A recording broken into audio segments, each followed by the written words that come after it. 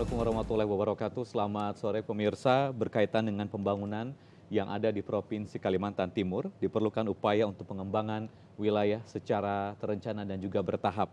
Hal ini dilakukan sebagai komitmen pemerintah Provinsi Kalimantan Timur untuk bisa memberikan pola perencanaan tata ruang wilayah yang berkualitas. Pada dialog ranah hukum hari ini kami akan mengajak Anda pemirsa untuk mengikuti sebuah perbincangan mengenai problematika agraria dan tata ruang, nanti bisa dikembangkan lagi. Dan di sini sudah ada narasumber yang akan berbicara tentang hal ini. Yang pertama, beliau adalah pengamat hukum, Ibu Rahmawati Al-Hidayah SHLLM. Selamat sore Bu Rahma. Selamat sore. Dan bersama kita juga adalah pengamat pembangunan, yaitu Bung Jauhar. Selamat sore Bung Jauhar. Selamat sore. Oke. Dan sebelum kita berbicara lebih lanjut, Bu Rahma dan juga Bung Jauhar, kita sudah menyiapkan sebuah liputan mengenai tema kita kali ini. Dan pemirsa, kami akan ajak Anda untuk mengikuti liputan berikut ini. Selamat menyaksikan.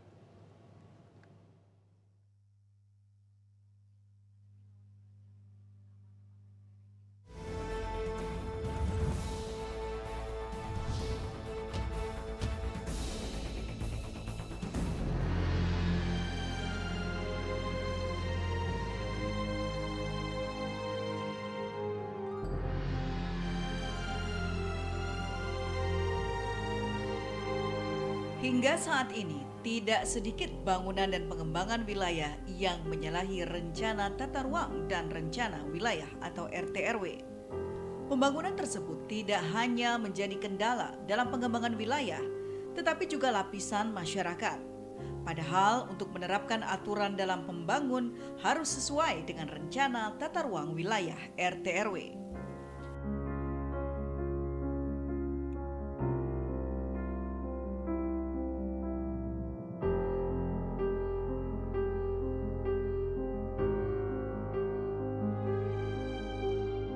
Pembangunan kawasan harus berbasis perencanaan sesuai rencana tata ruang wilayah nasional, rencana tata ruang wilayah provinsi, dan rencana tata ruang wilayah kabupaten kota.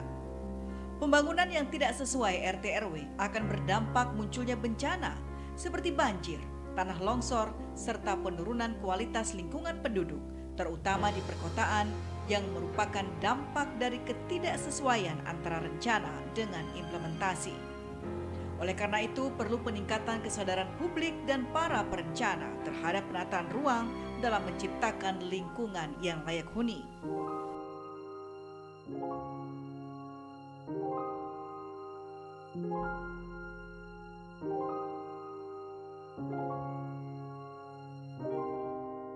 Di Kalimantan Timur sendiri, rencana tata ruang dan tata wilayah akan segera diterbitkan peraturan daerah dalam upaya menciptakan penataan dan pengelolaan wilayah Kaltim yang lebih baik di masa mendatang.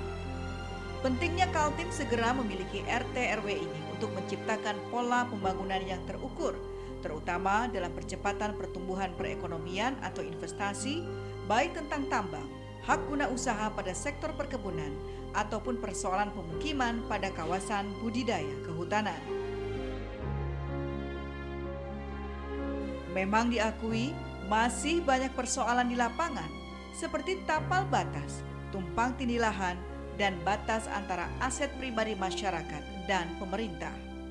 Namun diharapkan dengan perkembangan tata ruang dan pertanahan di Indonesia yang memasuki babak baru dengan dibentuknya Kementerian Agraria dan Tata Ruang sejak Oktober 2014 lalu, maka tanah bisa benar-benar dimanfaatkan sebagai ruang hidup yang memakmurkan dan menenteramkan masyarakat.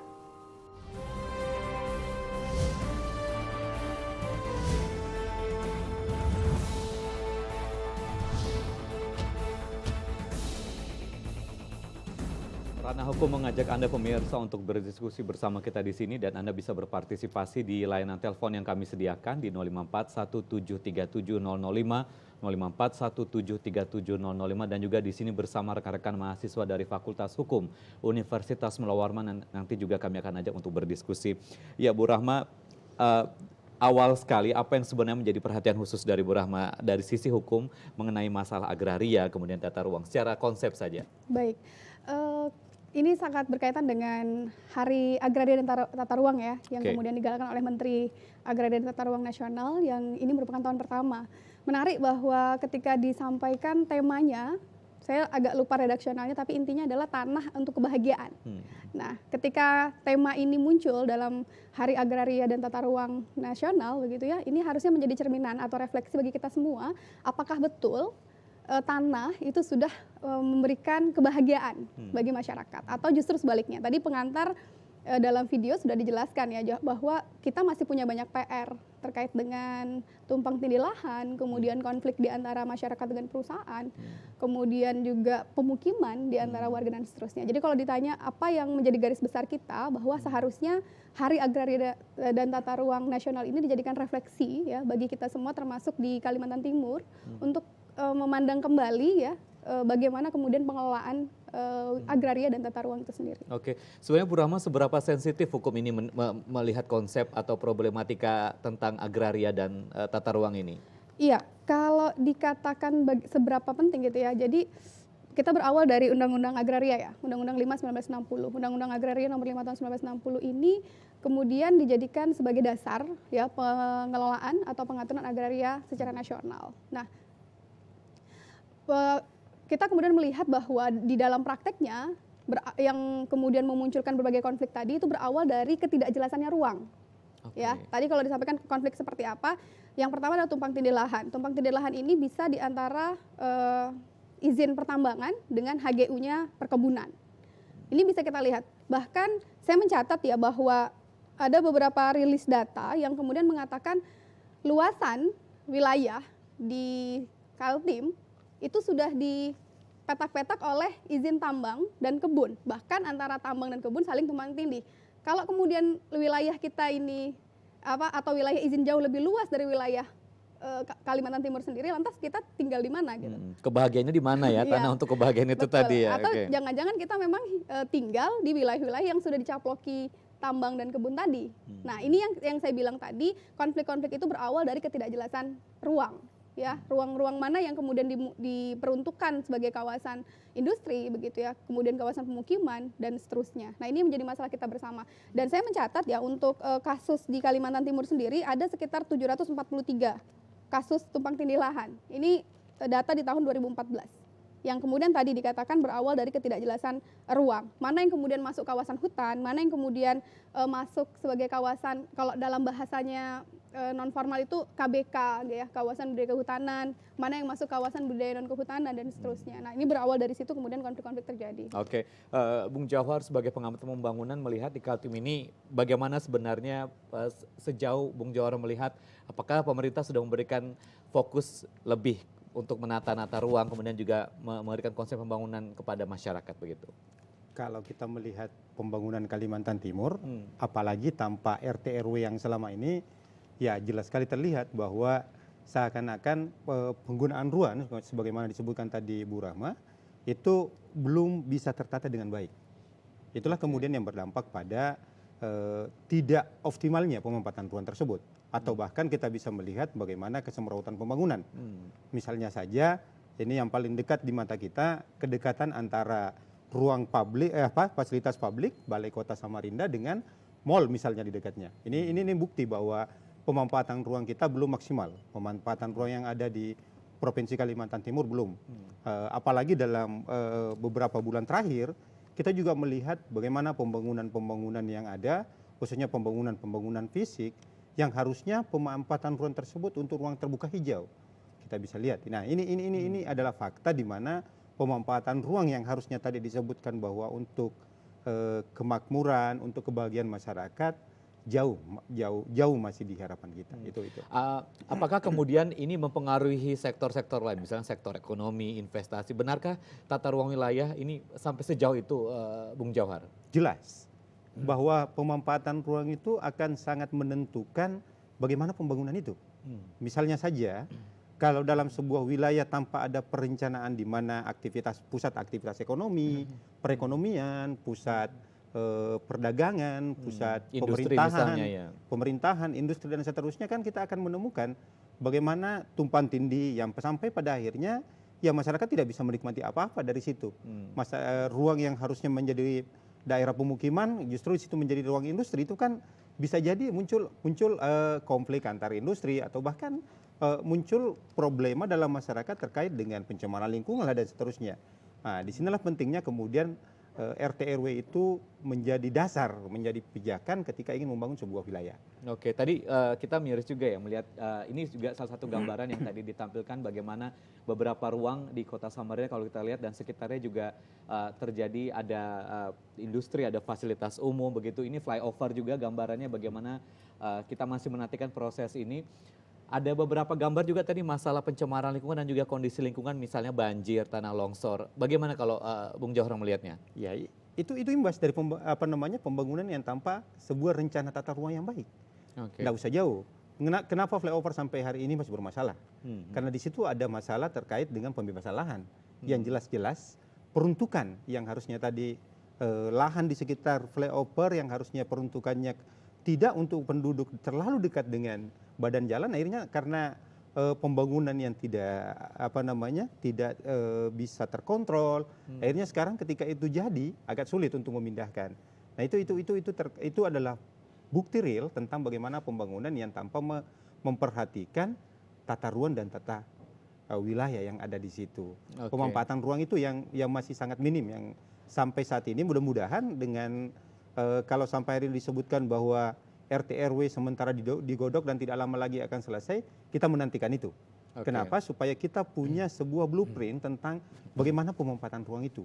Kalau itu tidak ada, saya yakin pembangunan kita masih akan amburadul, masih bisa kemana-mana, dan jelas hasilnya akan kalau hari ini kita melihat bahwa pembangunan bisa pesat, tapi hasil atau dampak dari pembangunan itu 5 atau 10 tahun ke depan kan kita tidak bisa. Kita akan terima telepon dulu, Bung Johor dan juga Bu Rahma. Selamat sore, Bapak Haji Fuad Rahman. Halo, selamat sore. Assalamualaikum warahmatullahi wabarakatuh. Waalaikumsalam warahmatullahi wabarakatuh. Silakan Pak Haji Fuad Rahman. Ini dari kantor agrariannya ada atau tidak ada ya? Tidak ada Pak, mohon maaf kami tidak bisa menghadirkan. Ini ada pengamat hukum dan juga pengamat pembangunan. Silakan. Mau saya tanyakan masalah mendorong masyarakat di dalam pensertifikatan tanah ya. Kalau dulu kan ada program Pronah itu Nah, itu kan suatu dorongan atau subsidi dari pemerintah di dalam masyarakat mensertifikatkan tanahnya. Tapi sekarang kan program itu sepi sudah, sunyi ya. Satu ya, padahal itu bagus itu ya untuk membantu rakyat, masyarakat. Dalam persoalan agraria. Kedua, masyarakat kita ini seperti Bapak pengamat masalah pembangunan tadi ya menyaksikan merasa memiliki negara ini. Contohnya Jalan Cakro Aminoto itu, jalan Bung Tomo, artinya Samarinda seberang ke Sungai Kledang, Harapan Baru sampai Lojana. Itu jalanan dulu kan kecil itu, belum lebar ya. Tetapi bukan main masyarakat serta-merta sampai rumahnya nggak punya halaman. Karena ada lagi sekarang cerita seperti Tenggarong dulu, zaman Haji Sokani ganti untung untuk membongkar rumah-rumah di tepian.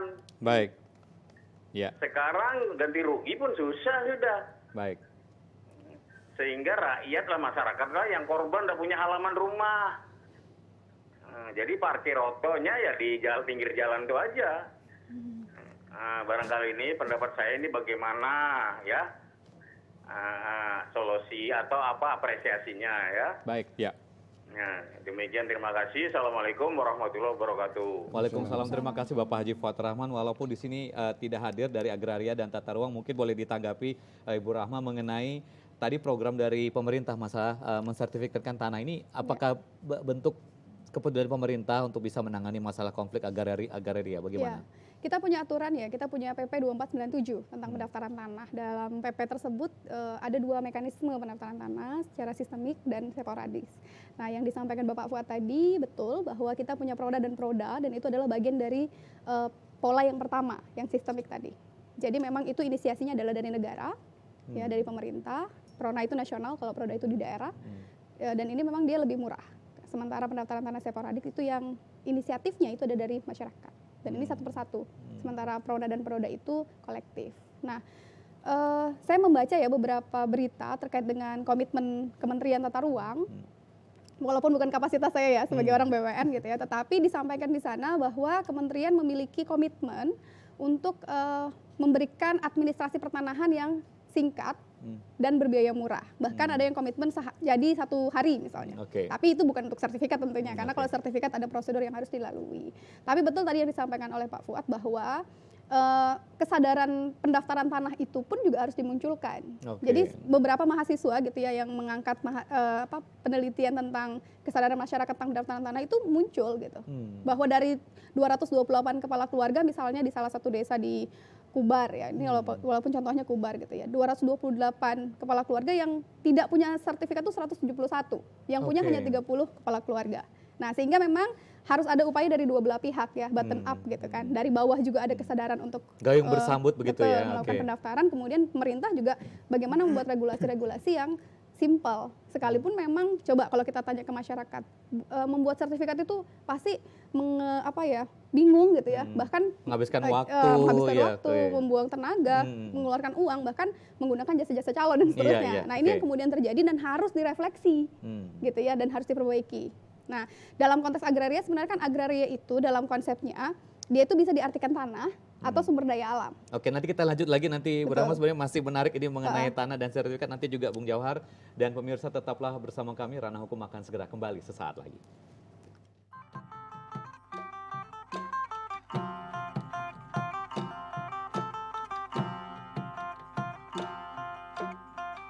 Solusi tindak, Mod pun mengadangnya. Anaknya memegang tangannya. Bakat seni di sekolah bagi para remaja terangkum dalam pentas seni siswa, menyajikan atraksi seni dari berbagai sekolah. Pentas seni siswa setiap hari Minggu pukul 18.00 waktu Indonesia Tengah di TVRI Kalimantan Timur, TV-nya Binuetam.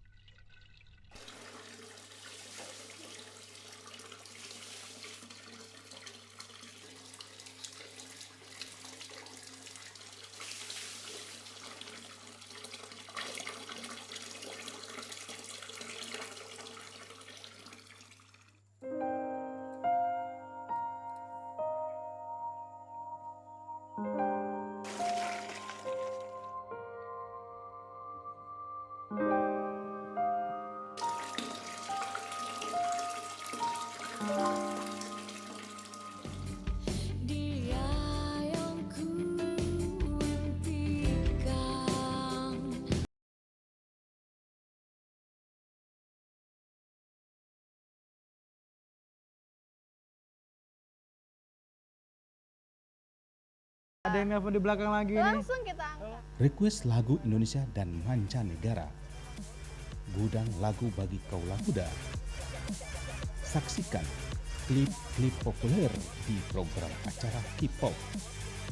Hadir setiap hari Sabtu pukul 16.00 di TVRI Kalimantan Timur.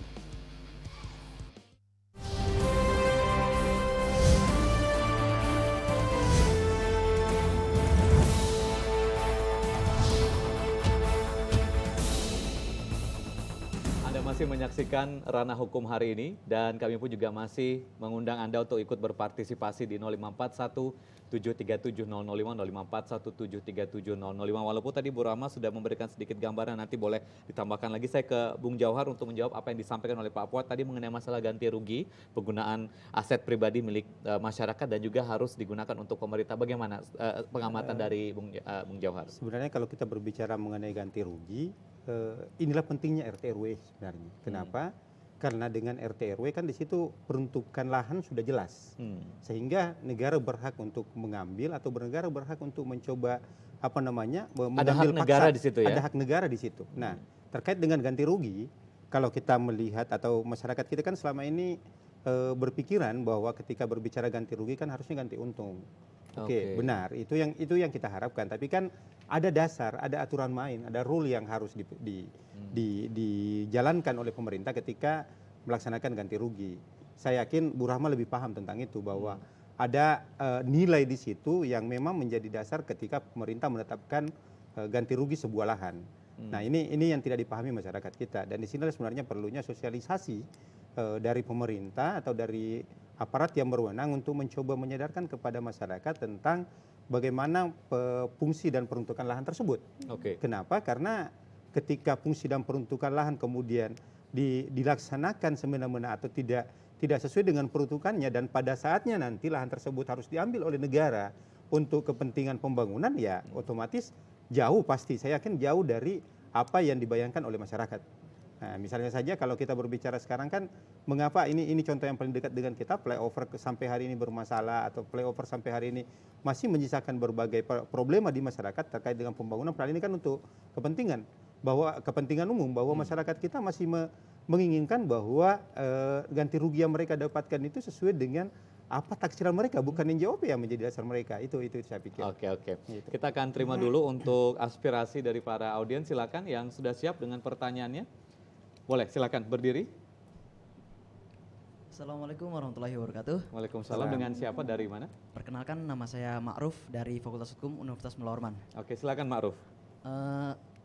Setelah Samarinda ini, khususnya Kalimantan Timur ya, ini sudah lambat laun semakin laun ini penduduknya pun semakin padat, otomatis tata ruang dan bagian agraria pun harus tertata rapi. Tapi dari kejadian yang ada atau fakta yang ada adalah banyak terjadi kasus-kasus ya, seperti tumpang tindih lahan ataupun ya kesalahan dalam penataan ruang di perkotaan ataupun di tempat yang lainnya. Contohnya yaitu ketika di daerah keluarga saya, yaitu daerah Sungai Siring, itu terdapat tumpang tindih lahan yang memang sangat sudah lama dari pihak penduduk yang memang pendatang kemudian langsung ikut sebuah kelompok, kemudian membuat surat sertifikat. Nah, kemudian setelah setahun yang lalu itu, mengapa kok tiba-tiba dari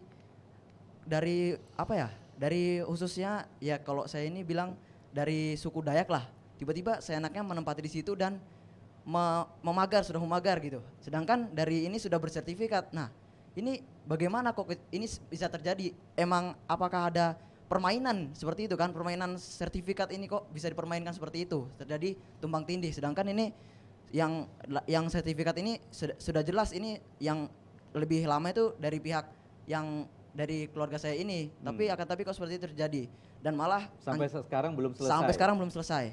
Sudah diajukan sampai sekarang belum selesai, dan ini ancamannya ya adalah yang senjata tajam memang ancamannya. Nah, kemudian ini bagaimanakah dari hukum sendiri, dari pemerintah dalam kasus ini, kok memang sudah lama gitu tapi kok malah ya tidak terrealisasi gitu. Kemudian dari fasilitas yang dari Samarinda menuju Tenggarong yang melewati Jalan Suranata yang daerah sana, nah itu kok dari sepanjang jalan itu kok malah tidak ada penerangan sama sekali. Otomatis ini membahayakan, seperti itu kan, membahayakan pengendara ataupun ya mungkin terjadi tindakan kecelakaan ataupun bisa terjadi kriminal seperti itu kan. Mungkin. Terima kasih Ma'ruf untuk pertanyaannya. 2 pertanyaan, boleh langsung ditanggapi nih Ibu Rahma, masalah sertifikat tumpang tindih lahan. Apa yang bisa dikaji dari sini persoalan ini? Jadi saya sudah katakan di awal ya, bahwa masalah agraria kita salah satunya adalah, salah banyaknya itu adalah tumpang tindih lahan gitu ya. Baik ada individu dengan individu yang lain. Nah, terkait dengan kasus yang terjadi tadi, saya melihat bahwa gini, pemahaman kita orang yang punya sertifikat itu bukan satu-satunya pemilik.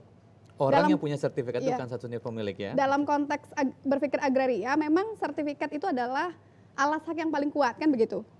Namun bukan berarti kemudian orang yang tidak punya sertifikat dikatakan tidak punya. Nah, dalam konteks agraria itu akan dilihat yang mana yang paling dulu. Karena sebelum ke sertifikat itu kan ada alas hak lain. Misalnya ada yang pewarisan, ada yang menggarap, ada yang punya SPPT dan seterusnya. Dan dari sinilah kemudian didaftarkan dan dikeluarkan sertifikat, kan seperti itu. Nah, pun sertifikat dalam waktu 3 tahun ketika tidak ada yang menggugat, maka itu sudah memiliki kekuatan hukum tetap. Secara konsep kan seperti itu, secara teorinya. Namun tadi lagi-lagi saya katakan, kalau kita sudah punya sertifikat, bukan kemudian tidak boleh orang lain mengklaim. Ketika dia sudah punya alas hak yang lain, ya, dia misalnya sertifikatnya tahun 70, kemudian dia punya surat lain yang tahun 60. Nah, sekarang bagaimana membuktikannya? Ya kita bawalah kasus ini kan begitu. Nah, sayangnya tidak ada orang BPN di sini ya. Oke. Nah, penyelesaiannya nanti tadi kan belum tergambar ya. Oke. Bagaimana proses penyelesaiannya? Kan ada dua, litigasi dan non litigasi. Kalau litigasi lewat peradilan, non litigasi dengan cara mediasi yang kemudian dilakukan oleh para pihak, dan sebenarnya BPN memiliki kewenangan untuk itu. Jadi BPN itu punya kewenangan untuk menyelesaikan sengketa pertanahan di antara para pihak. Nah, jadi kalau dari gambaran kasus tadi ya memang karena secara umum ya harus bisa dihindari ya kalau misalnya tadi kan dikatakan kayaknya ini tidak bisa berujung mufakat atau musyawarah karena kayaknya ini masalah yang sangat sensitif begitu. Betul. Ya, jadi memang kalau saya sih melihatnya ini bukan terkait dengan suku dan seterusnya ya, tapi bagaimana kemudian kita memiliki alasak yang kuat dan bisa dibuktikan. Kalau kemudian dia punya alasak jauh dari sertifikat tapi dia palsu, ya sama aja bohong kan gitu. Tapi dia memang bisa membuktikan bahwa tanah itu digarap, tanah itu dapat diwarisan, dan memang itu kuat begitu. Sehingga memang kalau kasus per kasus memang harus diteliti by kasus gitu, tidak berarti bisa secara umum. Selain sertifikat harus ada bukti-bukti lain sebenarnya Bu Rahma ya? Sebenarnya sertifikat yang paling tinggi gitu, tetapi ketika kemudian seseorang mau mengajukan sertifikat, dia harus punya alas hak kan begitu. Alas hak itulah yang kemudian bisa berbeda-beda satu dengan yang lain, dan ini yang bisa menyebabkan tumpang tindih. Baik, kita akan terima telepon dari Kota Bontang, ada Bapak Ahmad. Selamat sore Pak Ahmad. Halo, selamat sore. Ya, silakan Pak Ahmad. Ya, jadi saya hanya mau menambahkan penjelasan Pak Fuad tadi mengenai pengambilan lahan. Nah, di dalam Undang-Undang Dasar itu disebut pasal 28 itu bahwa setiap orang berhak mempunyai hak milik pribadi, dan hak milik tersebut tidak boleh diambil alih secara sewenang-wenang oleh siapapun. Nah, gimana ini? Terus yang kedua, di Undang-Undang Dasar juga disebut bahwa bumi dan air dan kekayaan alam yang terkandung di dalamnya dikuasai oleh negara dan dipergunakan untuk sebesar-besarnya kemakmuran rakyat. Nah, ini pasal ini menyatakan bahwa ini tidak berakhir. Sampai kapanpun pasal ini berlaku. 200 tahun, 300 tahun. Nah, sekarang bagaimana bumi dan isinya sekarang ini yang digarap, apakah nanti itu masyarakat Indonesia kemudian itu menikmati pasal ini? Karena sudah habis digarap sekarang bumi dan isinya. Nah, saya kasih contoh yang pemikiran yang baik. Bupati Bojonegoro itu semua penghasilan dari bumi itu disimpan, bukan dihabiskan. Karena dimanfaatkan sebesar-besarnya untuk rakyat. Rakyat itu yang akan datang juga memiliki, bukan yang sekarang saja. Cuma dia beralih fase dari gas menjadi uang disimpan di bank atau bagaimana. Kira-kira gimana dari aspek hukum? Terima kasih, Pak. Assalamualaikum. Waalaikumsalam, terima kasih Bapak Ahmad dari Kota Bontang. Ya, boleh ditanggapi langsung Bu Rahma. Ini tadi berlandaskan undang-undang, begitu ada beberapa pasal bahwa hak milik pribadi pemerintah itu sudah jelas diatur begitu. Bagaimana? Iya. Kalau dalam Undang-Undang 560 dikatakan hak milik adalah hak yang terkuat terpenuh, turun-temurun, kan begitu. Kalau kemudian dikatakan hak milik adalah hak terkuat turun-temurun terpenuh, berarti tidak bisa diambil dong. Nah, ada pasal lain yang kemudian mengatakan tanah itu memiliki fungsi sosial. Tanah memiliki fungsi sosial. Betul. Artinya ketika kemudian itu berkaitan dengan kepentingan umum, berkaitan dengan kepentingan pembangunan, maka bisa saja seseorang kehilangan haknya. Tapi kemudian kehilangan hak itu disertai dengan ganti kerugian. Begitu secara konseptual. Jadi bukan berarti kemudian kita memiliki dan tidak bisa sama sekali diambil alih oleh siapapun gitu ya, atau dalam hal ini oleh negara. Kita punya undang-undangnya Pak, kita punya Undang-Undang 2 tahun 2012 tentang pengadaan tanah dan pengadaan tanah untuk kepentingan umum. Nah, di sana diatur mana yang terkategori kepentingan umum. Pembangunan jalan, pembangunan infrastruktur dan seterusnya itu ada kategorisasinya dan ada tahapan-tahapannya. Sehingga ketika ada masyarakat yang kemudian keberatan, itu bisa melakukan tindakan hukum, melakukan keberatan ke pengadilan negeri. Jadi sebenarnya ada perangkat-perangkat itu. Jadi betul bahwa hak milik itu adalah hak terkuat, tetapi di sisi lain ada fungsi sosial. Fungsi sosial. Dan kemudian ada undang-undang yang memberikan batasan seberapa penting gitu ya kepentingan umum itu dan bagaimana prosedur untuk mengambil tanah tersebut. Oke. Itu. Sebelum ke audiens, saya ke Bung Johar lagi. Tadi dikatakan oleh Ma'ruf bahwa memang ada beberapa kondisi juga kita antar satu daerah interkoneksi itu masalah penerangan, masalah jalan. Ini bagaimana kalau Bung Johar melihatnya sendiri bahwa setiap daerah itu ternyata masih juga punya permasalahan masalah infrastruktur juga. Iya. Iya. Kalau kita bicara bahwa bagaimana interkoneksi pembangunan antar wilayah itu ya jelas bagaimana koordinasi pemanfaatan ruang, bagaimana koordinasi dalam pemanfaatan wilayah yang ada, sehingga ego sektoral dari masing-masing pemerintah daerah itu tidak muncul. Nah, terkait dengan hal tersebut maka jelas bahwa pentingnya bagaimana pemanfaatan ruang atau bagaimana perencanaan tentang sebuah tata ruang itu penting dalam pelaksanaan pembangunan. Ini kemudian menjadi poin kita ketika ingin melihat bagaimana interkoneksi pembangunan antar wilayah tersebut.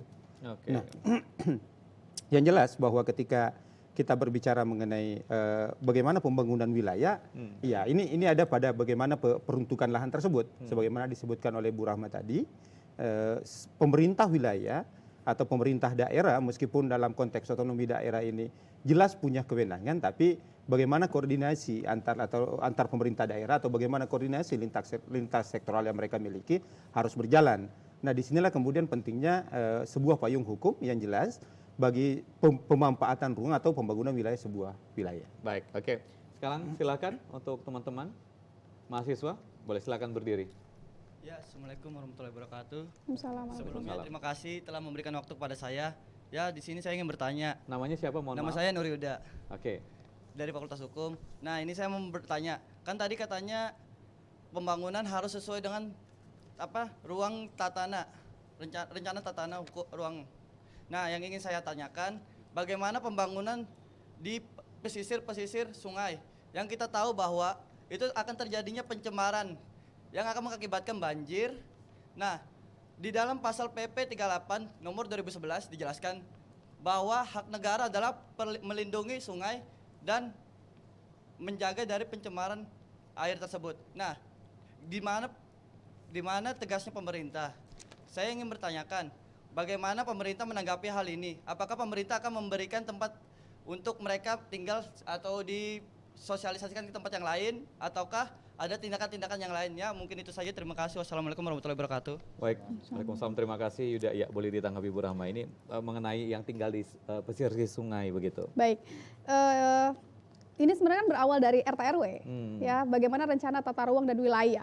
Kalau kemudian RT RW sudah bermasalah dari awal, maka wajarlah muncul yang seperti tadi, termasuk pembiaran itu ya. Termasuk dengan adanya bangunan-bangunan di sepanjang bantaran sungai, yang itu bukan hanya pencemaran ya, dari sisi estetika juga nggak enak dipandang gitu. Dalam hal ini sebenarnya kalau saya melihat begitu ya, pemerintah itu sudah pernah melakukan ya relokasi terhadap bangunan-bangunan yang seperti itu. Nah, hanya saja memang pertimbangan-pertimbangan atau musyawarah yang harus dilakukan itu memang harus musyawarah yang partisipatif. Jadi benar nggak yang diinginkan itu adalah relokasi dan seterusnya gitu kan? Benar nggak yang diinginkan adalah atau yang diinginkan adalah penggantian uang, atau yang diinginkan adalah perumahan kembali dan seterusnya. Karena ketika satu sudah diselesaikan, kemudian datang lagi kan begitu. Dan ini menjadi masalah yang berulang.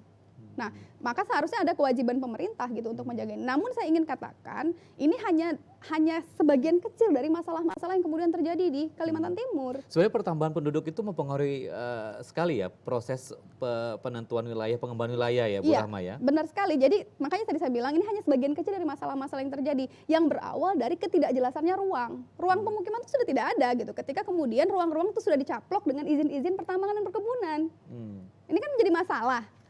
Lantas bagaimana dengan pembangunan pemukiman, kemudian pemerintahan dan lain-lain? Ketika tadi yang dikatakan secara RT RW saja masih belum jelas mau dibawa kemana. Belum lagi pemukiman yang dekat areal tambang ya, yang mengakibatkan korban biasanya begitu. Karena memang setelah diteliti area itu perumahan warga itu berada dekat sekali dengan kawasan pemukiman, padahal ada aturan yang melarang minimal berjarak 500 meter. Pada faktanya bahkan ada pemukiman yang memang berada di area izin pertambangan. Nah ini kan menjadi masalah. Ini berawal dari mana gitu? Oke, ya.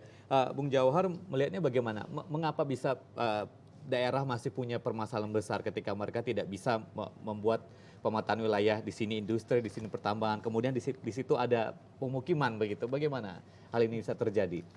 Konsekuensi logis dari sebuah pembangunan adalah ketika apakah ini semata-mata untuk membuka investasi dan peluang ekonomi? Apa yang sebenarnya bilang Bung Jauhar? Itu yang saya ingin katakan, bahwa konsekuensi logis dari pembangunan ini adalah bagaimana keterbukaan dan bagaimana roda pembangunan ekonomi ini yang kemudian terkadang melupakan pemampatan tata ruang itu. Contoh saja, tidak perlu jauh, mungkin 200 meter dari TPR ini pernah kita mendapatkan ada tambang, tambang, kan seperti itu. Ini yang paling dekat, dan itu imbasnya dari mana? Itu adalah pembangunan ekonomi, itu aspek ekonomi. Di mana disebutkan Bu Rahmat tadi ya jelas bahwa 70% dari luas wilayah yang ada di Kalimantan Timur ini sudah dikuasai oleh hak guna usaha perkebunan sawit dan tambang batu bara. Yang 30%-nya jangan-jangan itu adalah wilayah perairan dan kelautan. Jadi kita mau tinggal di mana? Kita sebenarnya sudah tinggal di daerah tambang, kan seperti itu. Nah, terkait dengan bagaimana kemudian. Kita terima telepon dulu, Bung Jauhar. Kita bersama Bapak Haji Gusti dari Balikpapan. Silakan Pak Gusti. Assalamualaikum. Waalaikumsalam. Silakan Pak Gusti. Oke. Saya pribadi mau nanggapi aja masalah tata ruang ya. Khusus tata ruang yang kira-kira cocok atau pas untuk pemukiman. Tapi kelihatannya ini mungkin tidak pas begitu ya. Semacam ada pembiaran dari nggak tahu aparatnya oknum atau seperti apa. Saya kasih contoh di kilometer berapa di jalan mau ke arah Samarinda itu ada SPBU. Di depannya itu kan udah rame itu rumah ya, kios. Apa di situ ada izin untuk mendirikan bangunan? Baik. Nah, yang lebih aneh begini, di situ saya perhatikan itu didominasi bukan orang asli, orang pendatang. Ya itu, saudara-saudara kita dari pendatang di sana, apakah mereka itu dikasihkan semacam pembinaan atau arahan bagaimana tata cara untuk mendirikan bangunan? Mungkin karena mereka di situ ada aspek ekonominya kan, mereka dagang, jualan di situ. Nah mungkin ini gimana solusinya ini? Baik. Jangan sampai nanti kita orang anggap bilang dulu saya pernah berkomentar, saya dibilangin orang pribumi karena mungkin kami orang Dayak, padahal kami menganggap semua sama semua begitu, tidak ada perbedaan. Kalaupun baik pasti baik. Baik, terima kasih Pak Gusti. Nah ini solusinya seperti apa ini tanggapannya? Terima kasih. Assalamualaikum warahmatullahi wabarakatuh. Waalaikumsalam. Terima kasih Pak Gusti dari Kota Balikpapan. Ya boleh ditanggapi Bung Jauhar. Ini sebenarnya apa yang saya pikirkan juga, bahwa pemerintah kemudian juga sektor ekonomi ingin dikembangkan, masyarakat pun juga sebenarnya sudah diatur. Undang-undang tidak berubah. Yang mana sebenarnya harus digerakkan secara lebih agresif?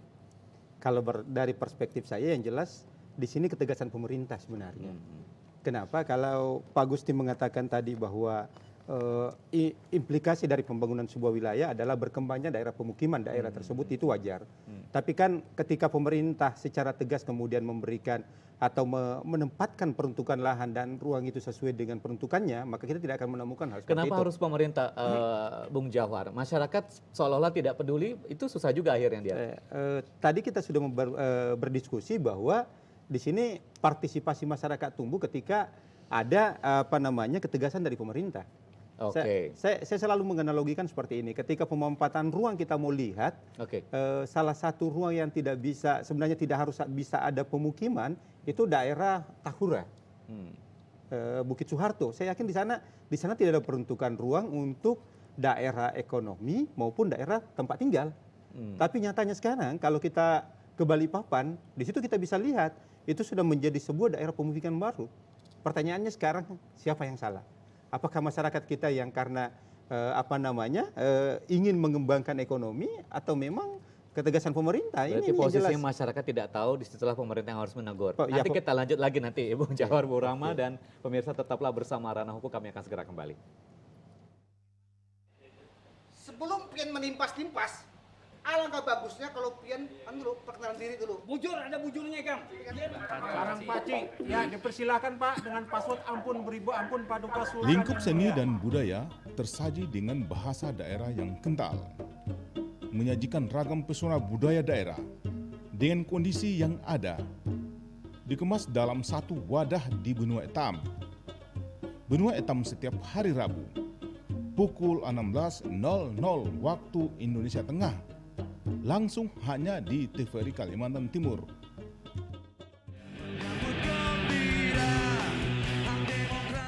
Mari wujudkan pemilu yang jujur dan adil. Laporkan pelanggaran peraturan pemilu kepada pengawas pemilu terdekat.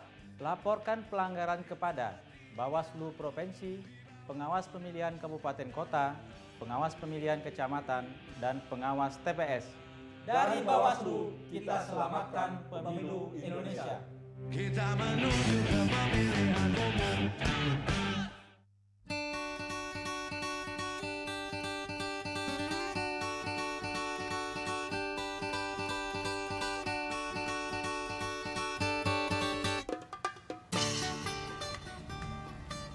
Bismillahirrahmanirrahim. Assalamualaikum warahmatullahi wabarakatuh.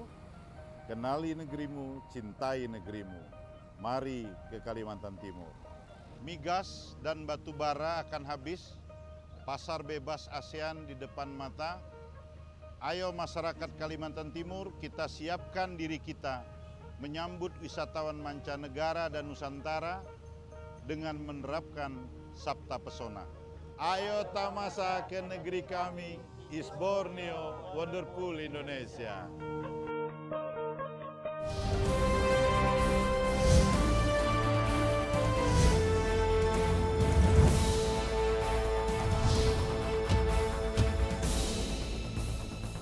Terima kasih Anda masih mengikuti Ranah Hukum, dan kami pun juga masih mengundang partisipasi Anda di 0541 737 005 054 1737 005 mengenai problematika agraria dan juga tata ruang. Tadi ada beberapa wacana dan juga masalah-masalah yang ditampilkan bagaimana sebenarnya pemerintah ingin memberikan sebuah konsep pemukiman, kemudian juga industri, kemudian juga sektor ekonomi. Ini sebenarnya masih ada tantangan tersendiri, khususnya dengan melibatkan partisipasi masyarakat. Dan juga kita tidak bisa pungkiri masih ada konflik agraria yang terjadi di tengah masyarakat. Kami undang Anda dan juga nanti audiens dari rekan-rekan mahasiswa. Ya, Bung Jawahar, tadi kita juga masih tersambung apa yang sebenarnya perlu dilakukan, karena di sini peran pemerintah perlu lebih tegas. Sementara masyarakat pun juga seolah-olah tidak ingin tahu ataupun cuek saja begitu. Kita terima telepon dulu untuk yang berikut ini bersama Bapak Dharma. Selamat sore Bapak Dharma. Ya, halo, selamat sore Bung Said. Ya, silakan Bapak Dharma. Dan juga ya, satu persoalan penting buat kita Kaltim adalah bahwa kita dari pemerintah tidak pernah transparan dengan tata ruangnya. Ya, masyarakat ketika ingin membangun itu menempati satu area-area yang nantinya juga jadi hambatan terhadap proses pembangunan. Kalau kita melihat bahwa di Samarinda sendiri itu coba kawan-kawan dari Fakultas Hukum untuk menelisik area-area di tepi Karangmumus, itu tanah itu miliknya siapa. Itu banyak sekali kaplingan-kaplingan tanah justru milik pejabat-pejabat yang ada di kota Samarinda. Karena beliau tahu bahwa nanti ketika ada pengembangan pelebaran jalan itu yang akan mendapatkan ganti rugi yang cukup besar. Ini yang menjadi kajian-kajian buat para akademisi supaya masyarakat juga memahami bahwa ketika membangun itu juga terorientasi terhadap proses pembangunan yang akan dilaksanakan dalam kerangka jangka pendek maupun jangka panjang dari kotanya, baik di Samarinda, Balikpapan, termasuk juga di yang sekarang ada di Tanah Tidung nih Bung Said, karena saya ada kegiatan di luar gitu. Oke. Saya menyaksikan TVRI ada di Tanah Tidung yang cukup jelas. Oke. Itu barangkali masukan jadi pemikiran buat kawan-kawan yang ada di studio. Terima kasih. Oke, terima kasih Bapak Dharma yang juga biasanya hadir bersama kita di sini. Tadi ada gambaran Bung Jauhar, pemerintah sepertinya tidak pernah transparan terhadap konsep tata ruang ini. Kita ambil contoh lagi-lagi ya ibu kota provinsi. Kenapa kita jadikan ini? Karena kota Samarinda harusnya lebih baik daripada kota-kota lain ataupun kabupaten lain dengan daerah Sungai Karangmumus yang ternyata juga sampai sekarang belum memberikan hasil yang maksimal. Bagaimana Bung Jauhar? Ya, ini masalah kita. Sebenarnya kalau kita mau katakan pemerintah tidak transparan tentang RT RW ini, bagaimana mau transparan? Barangnya saja sebelum ada sampai hari ini. Itu kan yang jelas. Bahwa harusnya pemerintah kita ini sudah menetapkan, bukan lagi sudah menetapkan RT RW Provinsi Kalimantan Timur. Sehingga masyarakat ketika membuat sebuah perencanaan ingin melakukan pembangunan atau bahkan ingin investasi di sebuah wilayah, sudah jelas apa peruntukan dan bagaimana penggunaan lahan di situ. Itu yang penting. Dan kita berharap sih sebagai masyarakat bahwa dengan ketegasan atau dengan adanya payung hukum sebagaimana yang disebutkan oleh Bu Rahma tadi, kita sebenarnya sudah bisa mengetahui apa dan bagaimana peruntukan lahan itu. Dan ketika itu pun sudah kita tahu, saya yakin bahwa ke depan untuk membangun, apakah dalam konteks bahwa membangun fisik atau membangun daerah-daerah pertumbuhan di Provinsi Kalimantan Timur ini, kita sudah punya pilot projectnya, kita sudah punya blueprintnya, kita mau kemana. Sehingga apa yang kita takutkan, tumpang tindih lahan atau bahkan kesemrautan pembangunan yang selama ini kita rasakan di Kalimantan Timur, sudah bisa kita antisipasi ke depan. Kenapa? Jangan sampai kemudian kita mau menata pada saat bangunan itu sudah terjadi. Itu kan akan sangat repot. Dan itu terjadi juga di kota Samarinda? Oh, sangat terjadi. Bukan lagi, saya selalu menganalogikan begini, bahwa ketika kita mau di Samarinda hari ini, kita ada dua bangunan yang sangat besar atau bahkan saya anggap sebuah bangunan mercusuar yang saat ini berada di pinggiran monumental, itu ada di pinggiran Sungai Mahakam. Ini kan menjadi tanda tanya bagi kita. Sungguh pas di bibir sungai, benarkah peruntukan RT lahannya seperti itu untuk pusat perbelanjaan? Bahkan hari ini sudah berdiri hotel di atasnya, kan seperti itu. Yang kita takutkan kan bagaimana, apakah AMDALnya sudah jalan atau apakah bagaimana dengan ke depan? Jangan-jangan karena tanah di Samarinda labil, kemudian di situ dibangun sebuah bangunan yang sangat besar atau yang sangat monumental untuk pusat perbelanjaan dan seterusnya. Jangan-jangan bagaimana keselamatan masyarakat gitu ke depan? Karena ini perlu kita menjadi garis besar bagi kita ketika peruntukan RT RW itu tidak sesuai dengan apa yang kita harapkan. Oke, ya terkait dengan apa yang disampaikan oleh Bapak Dharma, Bu Rahma, kita punya permasalahan besar tuh seperti ini. Ada satu daerah yang kita kembangkan jadi daerah hijau, tapi kemudian kita kembangkan ada satu daerah umum kita kembangkan jadi daerah hijau, tapi ada tempat lain yang kita korbankan akhirnya untuk menjadi hunian begitu. Bagaimana kalau melihatnya seperti di kota Samarinda dan apa yang disampaikan oleh Bapak Dharma tadi? Ya, kata kunci dari Pak Dharma tadi kan bahwa RT RW kita tidak transparan begitu. Nah, sebenarnya Undang-Undang 26 2007 tentang tata ruang itu memberikan ruang bagi kita, bagi masyarakat untuk berpartisipasi. Bahkan partisipasi masyarakat itu merupakan kewajiban, ya perlu dicatat ya. Jadi hearing, kemudian dengar pendapat dengan masyarakat itu adalah wajib dilakukan sebelum RT RW itu ditetapkan. Artinya yang seperti saya bilang di awal bahwa RT RW yang partisipatif itu kan diharapkan mampu memberikan kerjasama gitu ya, mampu memberikan hasil ya, bahwa peruntukan ini dari kita semua loh gitu. Nah masalahnya tadi sudah menjadi rahasia umum bahwa RT RW ini adalah lahan bisnis kan begitu.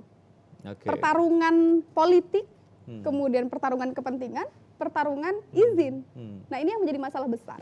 Saya pikir apa yang disampaikan oleh Pak Fuad, Pak Ahmad, Pak Gusti dan Pak Dharma tadi adalah bagian dari masalah-masalah tata ruang kita yang kemudian memunculkan konflik agraria. Ini yang harus dibahas gitu ya. Sehingga kemudian kalau saya diminta apa yang kemudian harus dilakukan, tentu saja yang pertama adalah ada peradilan khusus agraria.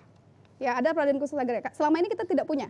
Ya, kita tidak punya peradilan khusus agraria untuk menyelesaikan masalah-masalah agraria. Tadi saya sudah sampaikan agraria itu tidak hanya tanah, tapi agraria itu adalah sumber daya alam. Tadi sudah disampaikan oleh penelpon ya bahwa bumi, air, ruang angkasa dan kekayaan alam yang ada di dalamnya itu adalah agraria. Nah, sehingga kalau kemudian dikatakan bagaimana untuk mengatasi ya konflik-konflik ini adalah dengan cara peradilan adanya peradilan khusus kita kembali agraria ke hukum tadi. lagi ya, Betul. Kemudian yang kedua, ketika sudah ada peradilan tadi, ada komitmen bersama gitu. Tidak bisa kita pungkiri sekarang penguasa dengan pengusaha itu kan 11-12 gitu ya. Kemudian saling teman ya.